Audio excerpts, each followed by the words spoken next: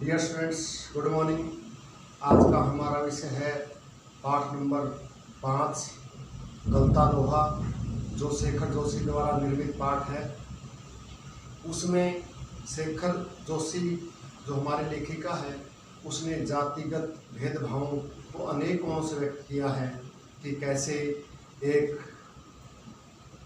कुशाग्र बुद्धि ब्राह्मण बालक मोहन किस प्रकार से अनेक परिस्थितियों का सामना करते हुए उस स्थिति में पहुंच जाता है जब उससे जातिगत जो भावनाएं हैं, ऊंच नीच का जो भेदभाव है, वो उसे बेईमानी महसूस होता है। इस कहानी में बालक मोहन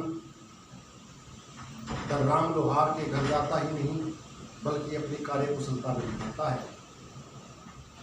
तो प्यारे बच्चों, आज हम शुरू करते हैं इस पाठ गलता लोहा। मोहन के पैर अचानक ही शिल्पकार यानी कि जो लोहार वगैरह काम करते हैं उसकी ओर मुड़ गए। उसके मन में एक कोने में शायद धनराम लोहार की आखिर का वह अनुगुण शेष थी, जिसे वह 3-4 दिनों से दुकान की ओर जाते हुए और दूर से ही उसे देखता आ रहा था। वह लाल गरम लोहे पर पड़ती हथौड़ी की थप थप आवाज़ ठंडे लोहे पर लगती थी। उसका मन उत्सुकता, स्वर और निशाना साधने से पहले खाली निहाई पर पड़ती उसकी गूंज थी, खनक थी, जो कि दूर तक सुनाई देती थी। निहाई का मतलब होता है एक ऐसा लोहे का बड़ा सा एक स्तंभ जिस पे रख के उसको चोट मारी जाती है। लंबे बट वाले हंसुओं को रोकर वह घर से इस उद्देश्य से निकला कि वह खेतों के किनारे उगाई घास, कांटेदार झाड़ियों को काट छांट कर उसे साफ कर देगा। बंसीधर के अब बूते की बात नहीं थी, क्योंकि उनसे अब काम नहीं हो रहा था, और यजमान की निष्ठा और संयम के कारण ही उस पर श्रद्धा रखते थे, इसलिए उसे बार बार अपने यहाँ प्रोताही यज्ञ वगैरह करने के लिए बुला लेते थे। आज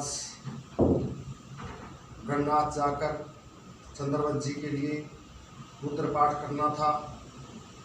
वह 2 मील की सीधी चढ़ाई थी, अब उसके बस की बात नहीं थी। अब उसे कहा भी नहीं जा सकता था, उसे कुछ समझ में नहीं आ रहा था। मोहन उसका आशय न समझता, वो ऐसी बात नहीं थी, लेकिन पिता को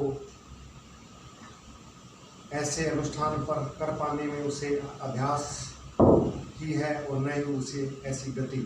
पिता की बातें सुनकर भी उसने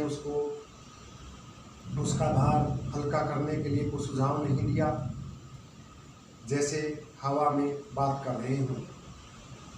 वैसे ही वह अनुत्तरित था, इनके बगैर उत्तर दिए वहाँ से निकल गया।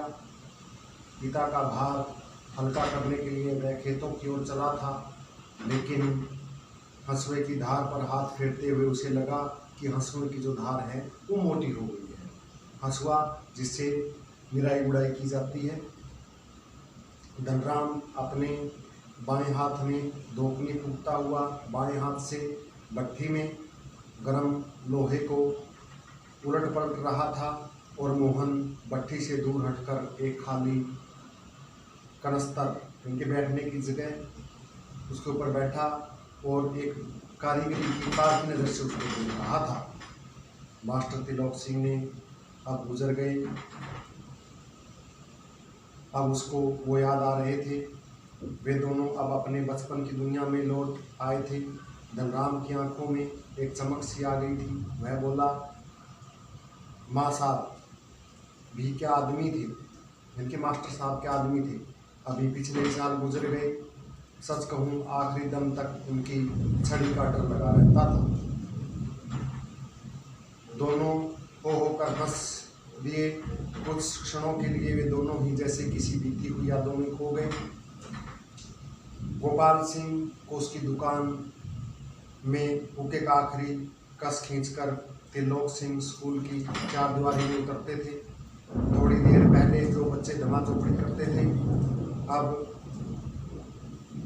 वे उनको जैसे आते हुए देखते तो उनको जैसे सांप सूंघ गया हो, और वह कड़े लहजे में पूछते कि प्रार्थना कर ली तुम लोगों ने, यह जानते हुए कि यदि प्रार्थना हो गई होती तो गोपाल सिंह की दुकान तक क्या उसका स्वर सुनाई नहीं देता। त्रिलोक सिंह घूर घूर कर एक एक लड़के को देखते, फिर वही कड़क कर आवाज़, मोहन नहीं आया आज। मोहन उसका चहेता शिष्य था, पुरोहित खानदान का कुशाग्र बुद्धि बच्चा था, बड़ा होशियार था, पढ़ने में भी बड़ा होशियार था, गायन में भी बेजोड़ था। त्रिलोक सिंह मास्टर ने उसे पूरे स्कूल का मॉनिटर बना रखा था। वही सुबह, हे प्रभु आनंदाता ज्ञान दो हमको दीजिए का पहला स्वर उठकर प्रभु प्रार्थना शुरू कर देता था। तो प्यारे बच्चों, आज का यह लेसन का पहला अंश यहीं समाप्त करते हैं।